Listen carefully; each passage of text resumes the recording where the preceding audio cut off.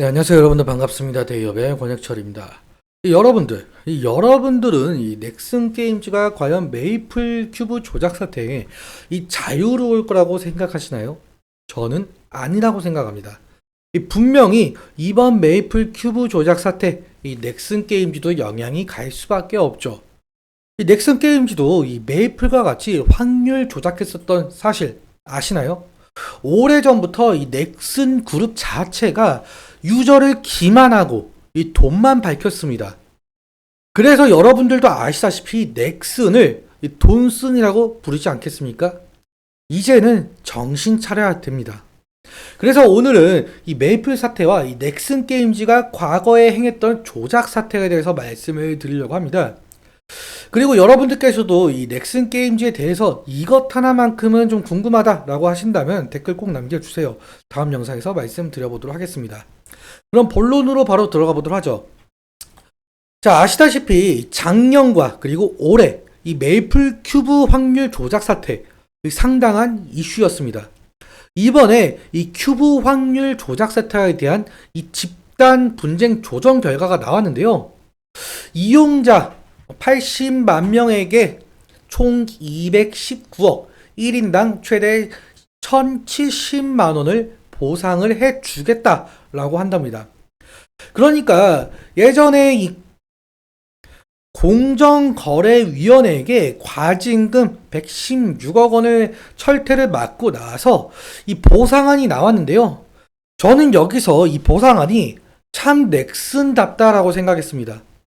이 레드 큐브 사용액의 3.1%, 그리고 블랙 큐브 사용액의 6.6%.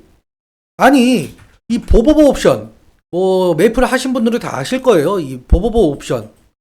이 보보보 옵션을 0%로 설정을 하고 그만큼 과금 유도를 했는데 사용액의 100%를 주는 것이 아니라 이 3.1%와 6.6%? 이게 과연 말일까요? 거기에 넥슨은 좀 수를 썼어요. 바로 현금 환급이 가능한 넥슨 캐시로 지급을 하겠다. 자, 이 말은 과연 무슨 뜻이 내포가 되어 있을까요? 사실 이 게이머 분들이라면 바로 눈치를 채시겠죠. 그냥 또 이 현금으로 환급을 하지 말고 넥슨 캐시 질러라, 이거 아닌가요? 현금 환급을 하시는 분들도 분명히 계시긴 하겠죠. 하지만 극소수에 불과할 겁니다. 결국 실질적으로 현금이 나갈 일은 전혀 없다라고 판단을 할 수가 있을 것 같습니다. 여기서 이 넥슨 게임즈 얘기를 하는데 왜 메이플 얘기를 하냐 라는 분들도 분명히 계실 것 같아요. 그래서 제가 지배 구조를 좀 가지고 왔습니다. 여기 보시면 NXC가 이 넥슨 그룹의 지주 회사이죠. 그리고 이 NXC가 넥슨 재팬을 지배하고 있고 이 넥슨 재팬이 넥슨 코리아를 100% 지배를 하고 있습니다. 여기서 넥슨 코리아는 여러 자회사를 좀 두고 있는데 아시다시피 넥슨 게임즈는 이 넥게임즈와 넥슨 GT가 합병해서 출범한 회사이죠. 그러니까 결국엔 이 넥슨 게임즈는 넥슨 코리아의 지배를 받고 있고, 그리고 넥슨 코리아는 넥슨 재팬의 지배를 받고 있고, 결국 하나의 회사라고 봐도 무방하죠. 그러니까 이 메이플에 대한 이슈에도 이 넥슨 게임즈의 주가에 영향이 갈 수 있다라는 겁니다. 실제로 올해 1월 넥슨 코리아에게 이 메이플 확률 조작 과징금 부과 조치에 이 주가 하락을 겪은 바가 있었었죠. 그렇기 때문에 이 메이플과 이 넥슨 게임즈 전혀 무관하지 않습니다. 이러한 이슈 분명히 알아야 됩니다. 그리고 이 넥슨 게임즈도 마찬가지로 과거에 이 확률 조작을 했던 회사이죠. 자, 여기서 넥슨 게임즈의 주요 매출을 좀 보자면 V4, 블루 아카이브, 히트2, 서든어택, 히트2 등등 있는데 여기서 주목을 해볼 것은 자, 여기 서든어택입니다. 이 서든어택 상당히 사랑을 받는 FPS 게임이죠. 그런 서든어택이 과거에 이 확률 조작을 하면서 이 과징금 10억 원을 맞았어요. 오래 전부터 서든어택을 즐겨 하셨던 분들이라면 아시겠죠?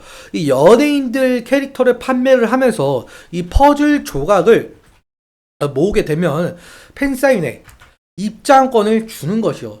16조각을 모아야 하는데 그중 한 조각에 대한 확률을 대폭 낮췄습니다.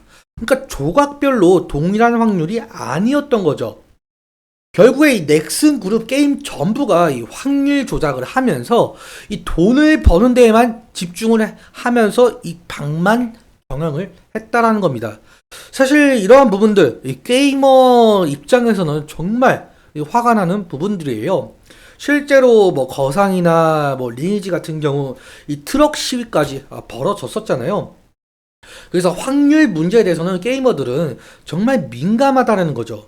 그리고 저도 오랫동안 이 서든어택을 플레이하는 유저로서 이 넥슨 게임즈의 확률 조작 그리고 메이플 확률 조작까지 상당히 실망스러웠습니다. 과연 그렇다면 이 모바일 확률은 괜찮을까요? 이 넥슨 게임즈의 주요 매출이 이 모바일 게임에서 나온다는 점을 바라본다면 이 오래전부터 이 확률 조작에 길들여진 넥슨이 과연 안 했을까요? 실제로 이 삼성증권 연구원분이 이렇게 말씀을 주셨습니다. 이 국내 MMORPG들이 기존 확률형 아이템에 기반한 이 과금 구조를 유지한다면 이 시장 위축은 불가피하다. 시장이 위축이 된다면 결국엔 매출도 줄어들게 될 것이고 주가에도 영향이 갈 수밖에 없을 것 같습니다.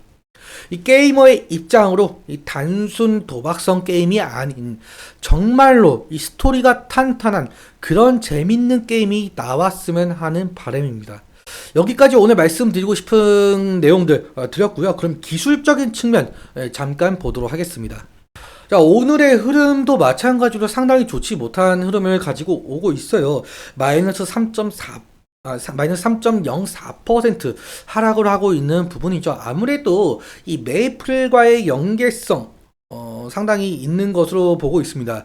그리고 오늘 같은 경우 일본이 휴장이에요. 일본이 휴장이다 보니까 아마 휴장이 끝나고 거래가 재개가 된다면 이 넥슨 재팬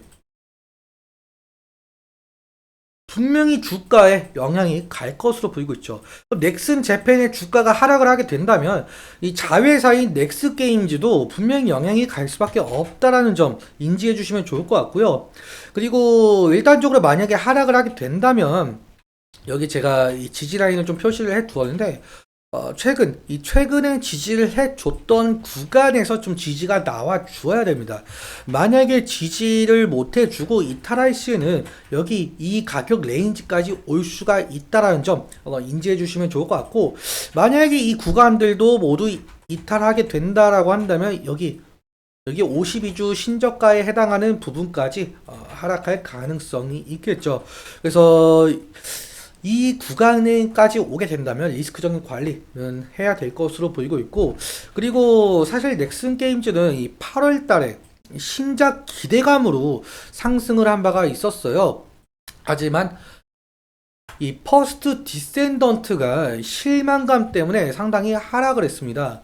이러한 것 때문에 상승시마다 저항 매물이 나올 가능성이 상당히 높다.